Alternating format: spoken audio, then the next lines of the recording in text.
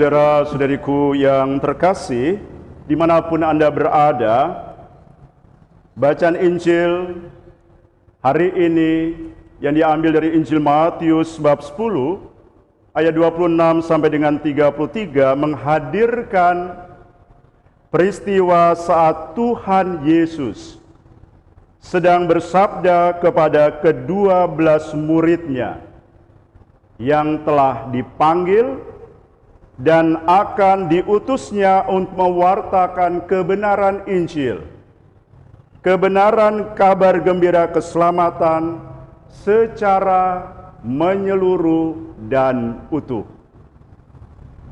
Bagi orang yang dipanggil dan diutus Allah, resiko selalu ada dan akan terus ada.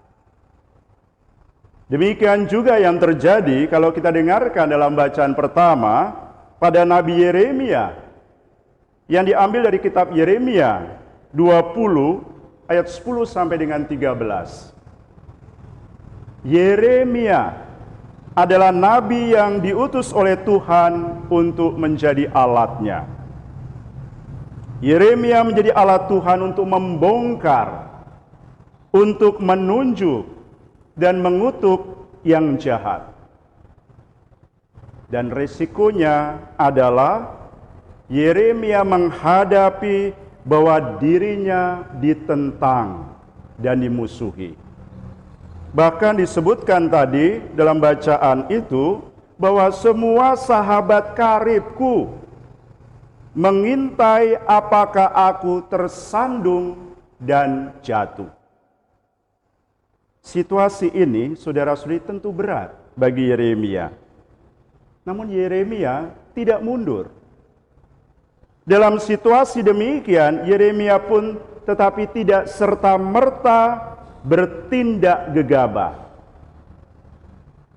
Dikatakan bahwa dia berserah pada Tuhan. Suatu yang menarik, yang patut juga kita teladani. Dikatakan bahwa sebab kepadamulah kuserahkan perkaraku. Dalam doanya, Yeremia hadir sebagai seorang yang percaya pada Tuhan.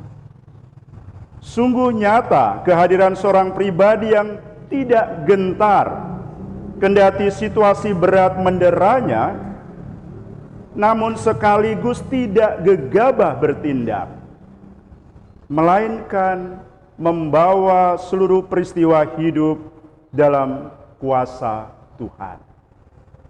Karena dia dipanggil oleh Tuhan. Dan dalam konteks inilah, dalam bacaan itu dikatakan, kedahsyatan Tuhan ditampakkan. Rencana keselamatan Tuhan harus dan akan terus berjalan seturut kehendaknya. Manusia sesungguhnya tidak dapat menghalanginya. Dan ketika semua terjadi, puji dan syukur kepada Tuhan adalah hal yang mutlak yang dilakukan. Dan kalau kita dengarkan tadi bahwa Yeremia juga melakukan ungkapan syukur itu. Dalam bacaan Injil, Yesus menekankan kepada para murid-muridnya agar tidak takut. Dikatakan, janganlah kamu takut. Janganlah takut untuk hadir sebagai seorang yang dipanggil, yang diutus oleh Tuhan untuk mewartakan kebenaran Injil dan menjadi saksinya. Seruan Yesus jangan takut bagi para murid dalam perutusan pada gilirannya juga berlaku bagi setiap murid-murid Kristus di sepanjang zaman. Artinya itu juga dialamatkan kepada kita. Sabda Tuhan kepada para murid dimaksudkan untuk membangun kepercayaan diri para murid untuk melakukan kehendak Allah tanpa ragu-ragu. Kemuritan di dalam Tuhan sekaligus membutuhkan kualitas seorang pribadi yang rendah hati, Mengapa demikian? Supaya bisa bersikap taat dan berserah diri pada kekuatan Tuhan. Karena Allah sendirilah yang memelihara. Allah mengasihi setiap orang yang menaati, yang menuruti kehendaknya. Saudara-saudari, kasih yang demikian akan melenyapkan rasa takut akan kematian juga. Kasih Allah yang demikian memberdayakan mereka juga yang mengikutinya di dalam cobaan, mendorong mereka juga menghadapi frustasi dan kegagalan. Pewartaan yang benar, saudara-saudariku, adalah yang didorong oleh cinta kasih sejati bagi Tuhan. Bukan sekedar, bukan semata mencari kemuliaan bagi dirinya sendiri. Saudara-saudari, tanpa kasih kepada Tuhan yang sejati, kita akan mundur saat pewartaan kita nampaknya gagal. Atau kita bisa menjadi sombong saat pelayanan kita dinilai sukses.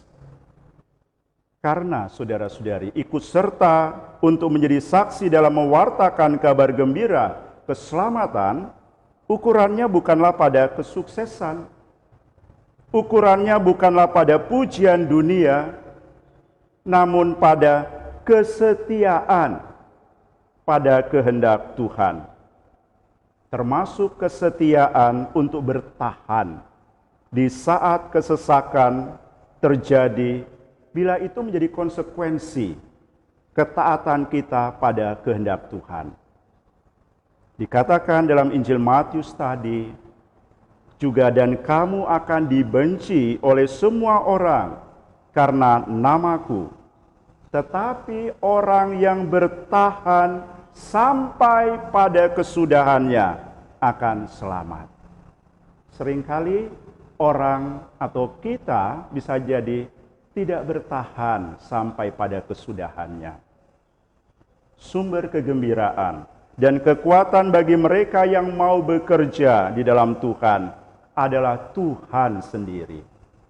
Semoga kita bertumbuh dalam kedalaman rohani sebagai saksi kebaikan dan kebenaran Tuhan dalam hidup ini, seraya menimba dari peristiwa salib Kristus saat kita berada juga dalam tantangan dan penderitaan karena mengikuti Tuhan.